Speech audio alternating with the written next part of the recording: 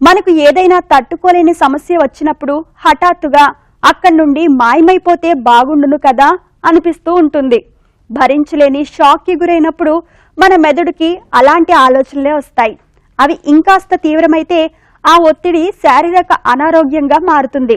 అంటే ఒక రకంగా ఇది మెదడు చేసే పలాయనవాదంగా చెప్పాలి. ఇలాంటప్పుడు కలిగే సమస్యల్నే కన్వర్షన్ డిజార్డర్ అంటారు. ఈ విచిత్రమైన పరిస్థితికి కారణాలు, పరిష్కారాల గురించి ఇప్పుడు తెలుసుకుందాం. మనం చేస్తున్న పని మన మనసుకి నచ్చనప్పుడు, లేదా మనసు ఏదైనా షాక్ కి భయానికి గురైనప్పుడు దానికి ఒత్తిడి కలుగుతుంది. అలాంటి ఒత్తిడి శారీరక అనారోగ్య రూపంలో బయటపడుతుంది. దీన్ని కన్వర్షన్ డిజార్డర్ అంటారు. కళ్ళు కనిపించకపోవడం, చెవులు వినిపించకపోవడం, పక్షవాతంతో అవయవాలు పనిచేయకపోవడం లాంటి నాడీ వ్యవస్థకు సంబంధించిన సమస్యలు ఈ డిజార్డర్ కారణంగా వస్తుంటాయి. వీటికి శారీరక పరమైన కారణాలు కనిపించవు, కానీ అనారోగ్యం మాత్రం ఉంటుంది. వాస్తవ పరిస్థితులను తప్పించుకోవడానికి మన మనసు సృష్టించే అనారోగ్యాలు ఇవి. అయితే ఇవి మనసు కారణంగా వచ్చిన లక్షణాలు మాత్రం నిజంగా కనబడుతుంటాయి. డాక్టర్ గారు, మానసిక రుగ్మతలు పక్షవాతానికి దారితీస్తాయా? కన్వర్షన్ డిజార్డర్ అంటే ఏంటి? బ్రెయిన్ లో హెమరేజ్ జరగటం వల్ల కానీ, ఇంకొక కారణం వల్ల కానీ, బ్రెయిన్ లో బ్లడ్ సప్లై తగ్గి కానీ, ఆగిపోయి కానీ ఒక భాగం చచ్చిపడిపోవటం అని మనం పక్షవాతము, స్ట్రోక్ అని అంటూ ఉంటాము. కన్వర్షన్ డిసార్డర్, కన్వర్షన్ రియాక్షన్ అంటే ఏంటంటే మనకి ఫిజికల్ గా, అంటే బ్రెయిన్ లో కానీ బాడీలో కానీ మనకు కనపడేటట్టు ఏ ప్రాబ్లము ఉండదు, కానీ కాలు చేయి చచ్చిపడిపోయి ఉండదు. అంటే వాళ్ళు కావాలని చేయట్లేదు, యాక్షన్ చేయట్లేదు, కానీ కాలు చేయి నిజంగానే పని చేయకపోవచ్చు.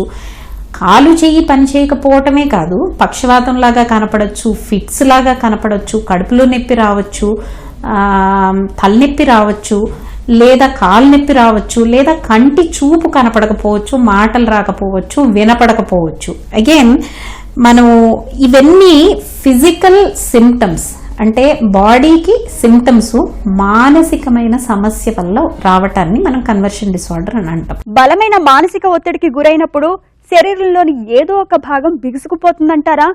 కన్వర్షన్ డిజార్డర్ లో ఇంకా ఎటువంటి లక్షణాలు కనిపిస్తాయి? ఎటువంటిదైనా కలగొచ్చండి.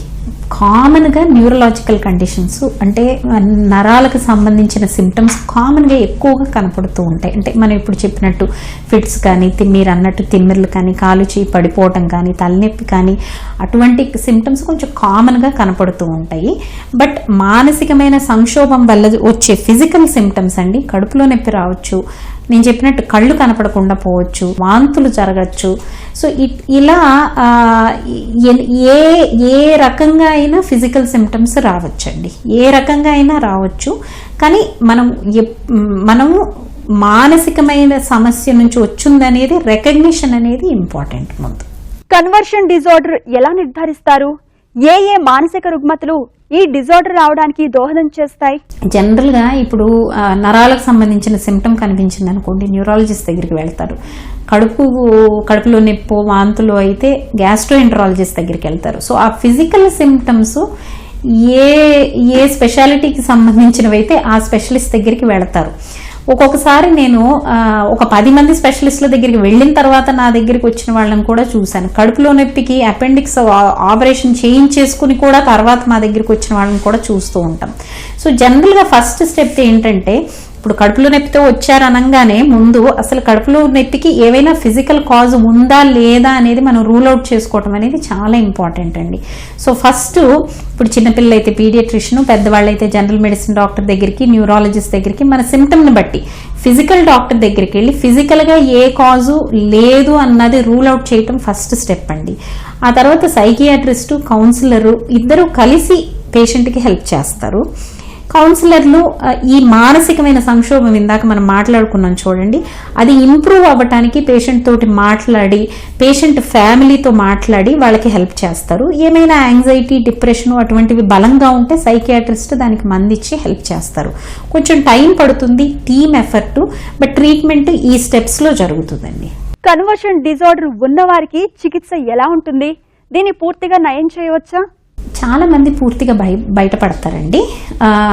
చికిత్స నేను చెప్పినట్టుగా ఇప్పుడు కౌన్సిలరు ముందు లోపల బయటికి వాళ్ళు చెప్పక లోపలికి తొక్కి పట్టిన భావనలు ఏవైతే సంక్షోభము, భావనలు, కాన్ఫ్లిక్ట్ ఉంది చూసారా, అది వెలికి తీయటం అనేది చాలా ఇంపార్టెంట్ పార్ట్ ఆఫ్ ట్రీట్మెంట్ అన్నమాట.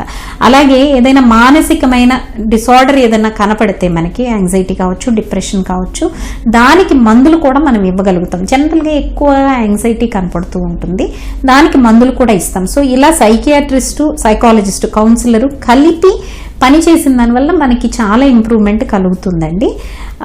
బాగా అవుతుందా అంటే బాగా అవుతుందండి, చాలా మందికి బాగా అవుతుంది.